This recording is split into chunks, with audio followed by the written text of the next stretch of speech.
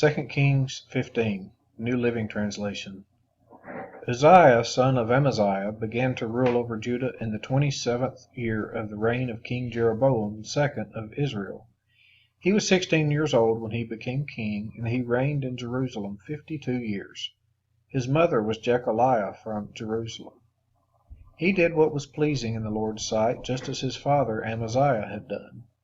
But he did not destroy the pagan shrines, and the people still offered sacrifices and burned incense there. The Lord struck the king with leprosy, which lasted until the day he died. He lived in isolation in a separate house. The king's son, Jotham, was put in charge of the royal palace, and he governed the people of the land. The rest of the events in Uzziah's reign and everything he did are recorded in the book of the history of the kings of Judah. When Uzziah died, he was buried with his ancestors in the city of David, and his son Jotham became the next king. Zechariah, son of Jeroboam II, began to rule over Israel in the 38th year of King Uzziah's reign in Judah. He reigned in Samaria 6 months. Zechariah did what was evil in the Lord's sight, as his ancestors had done. He refused to turn from the sins that Jeroboam, son of Nebat, had led Israel to commit. Then Shallum, son of Jabesh, conspired against Zechariah, assassinated him in public, and became the next king.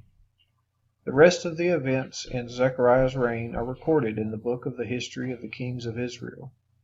So the Lord's message to Jehu came true. Your descendants will be kings of Israel down to the 4th generation. Shallum, son of Jabesh, began to rule over Israel in the 39th year of King Uzziah's reign in Judah. Shallum reigned in Samaria only 1 month. Then Menahem, son of Gadi, went to Samaria from Tirzah and assassinated him, and he became the next king. The rest of the events in Shallum's reign, including his conspiracy, are recorded in the book of the history of the kings of Israel. At that time Menahem destroyed the town of Tappuah and all the surrounding countryside as far as Tirzah, because its citizens refused to surrender the town. He killed the entire population and ripped open the pregnant women. Menahem, son of Gadi, began to rule over Israel in the 39th year of King Uzziah's reign in Judah. He reigned in Samaria 10 years. But Menahem did what was evil in the Lord's sight.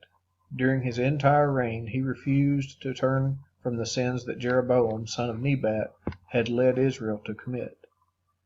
Then King Tiglath-Pileser of Assyria invaded the land. But Menahem paid him 37 tons of silver to gain his support in tightening his grip on royal power. Menahem extorted the money from the rich of Israel, demanding that each of them pay 50 pieces of silver to the king of Assyria. So the king of Assyria turned from attacking Israel and did not stay in the land. The rest of the events in Menahem's reign and everything he did are recorded in the book of the history of the kings of Israel. When Menahem died, his son Pekahiah became the next king. Pekahiah, son of Menahem, began to rule over Israel in the 50th year of King Uzziah's reign in Judah. He reigned in Samaria 2 years. But Pekahiah did what was evil in the Lord's sight.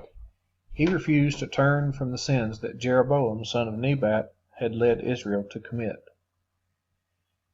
Then Pekah, son of Remaliah, the commander of Pekahiah's army, conspired against him. With 50 men from Gilead, Pekah assassinated the king, along with Argob and Ariah, in the citadel of the palace at Samaria, and Pekah reigned in his place.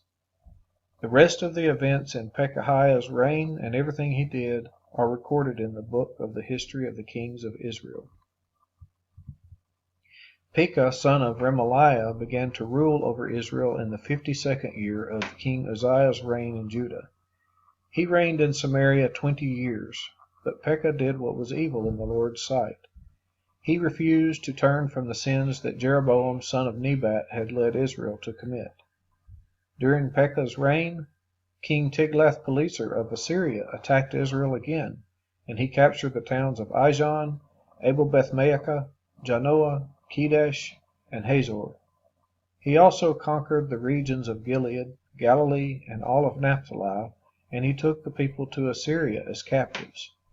Then Hoshea, son of Elah, conspired against Pekah and assassinated him. He began to rule over Israel in the 20th year of Jotham, son of Uzziah. The rest of the events in Pekah's reign and everything he did are recorded in the book of the history of the kings of Israel.